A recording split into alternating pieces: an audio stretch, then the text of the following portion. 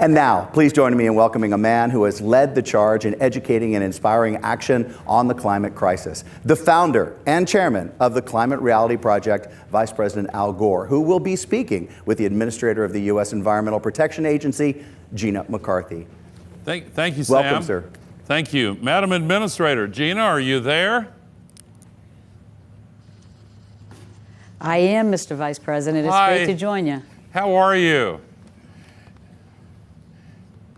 Thank you so much. Thank you. How about yourself? You've been busy. Yeah, we've been busy, and I'm very grateful to you for joining us in 24 Hours of Reality. And I am a huge fan of your work at the EPA. I think you've done a spectacular job. I know I'm laying it on a little bit thick, but I've seen a lot of EPA administrators, and I really have a refined taste. I think you have done a spectacular job.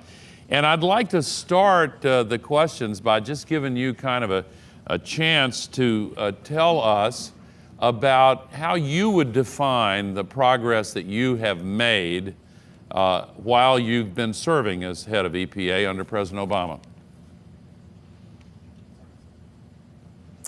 Well, let me just describe it as an administrative-wide progress, really, under the leadership of President Obama.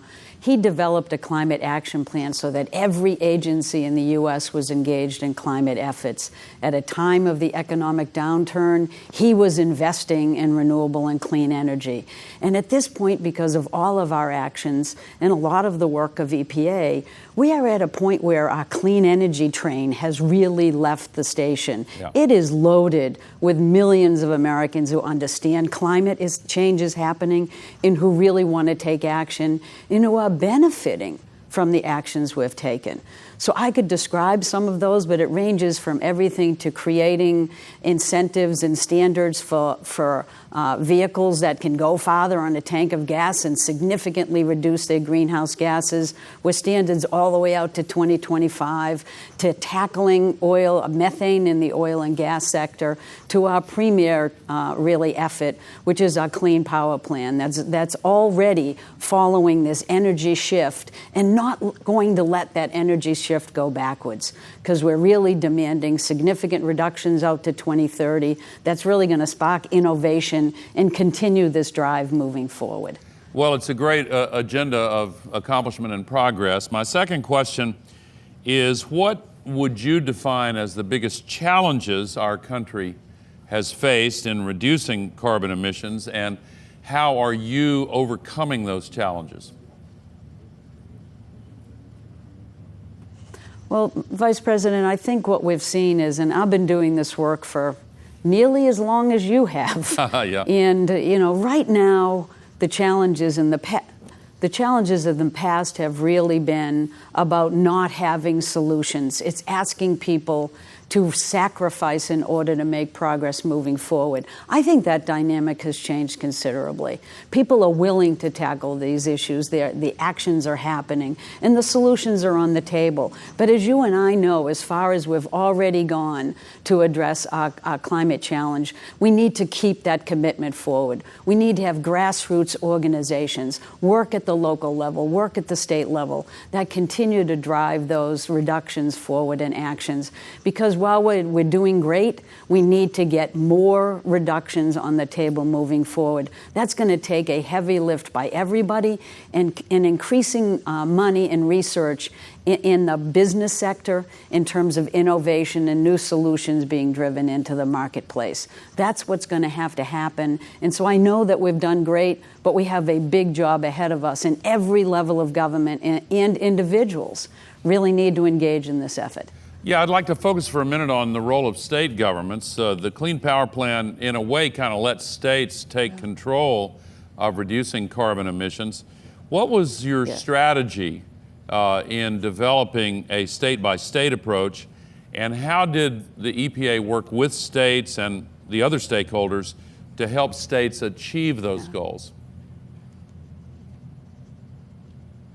Well, I think if you look at this, Vice President, one of the most exciting things is the engagement we used with the states and with individuals everywhere as we designed this strategy. We used the Clean Air Act, which you know is one of the most solid, long-lasting laws in our country, so that we were making sure that we had a very solid legal and science record that we could rely on and would be long-lasting, and we're confident of that.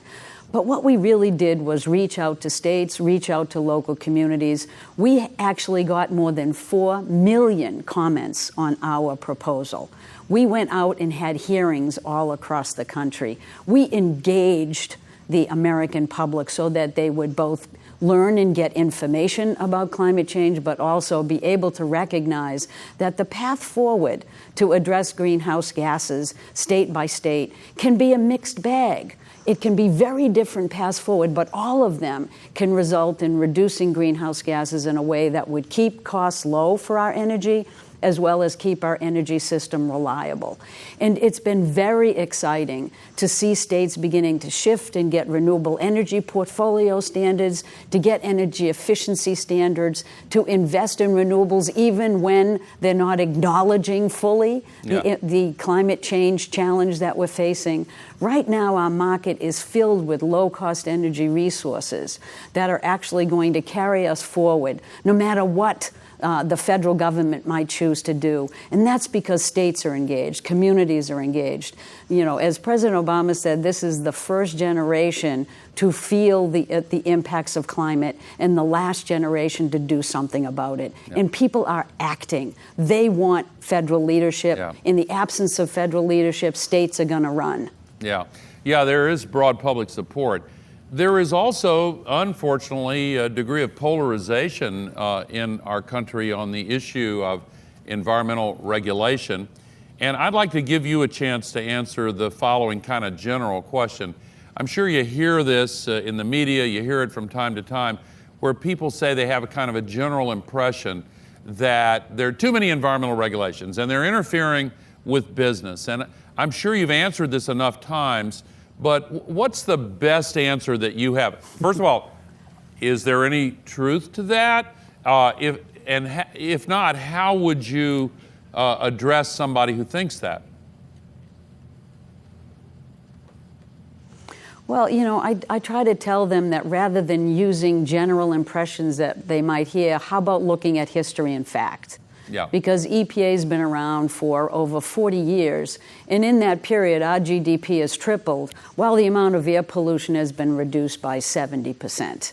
So we are not seeing a dichotomy where anybody has to choose between a strong economy and a strong environment. In fact, the United States' value is that we value both. That's what we care about. It's about protecting public health and growing the economy at the same time. So EPA has found a way to do that, not only through regulation, which is necessary to ensure that there's a level playing field among businesses who all want to do the right thing, but it's also through programs like Energy Star, which is our labeling program that looks at energy efficient appliances that save people money.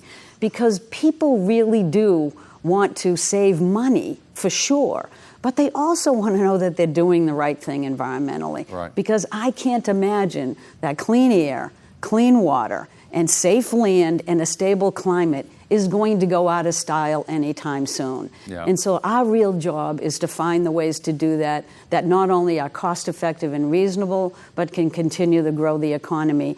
And every time we have found those ways. So anybody that tells you now that old-fashioned idea that the economy is at risk because we have great, clean drinking water apparently hasn't been in a place that hasn't had that. So a practical question about technology.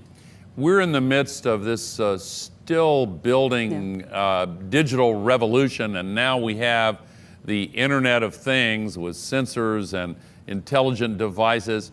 Have you had practical experiences where these new digital tools and capacities have made it easier to reduce emissions, to reduce pollution, to reconcile higher profits with cleaner environmental approaches? Well, yes, I have. And in EPA, we call that citizen science.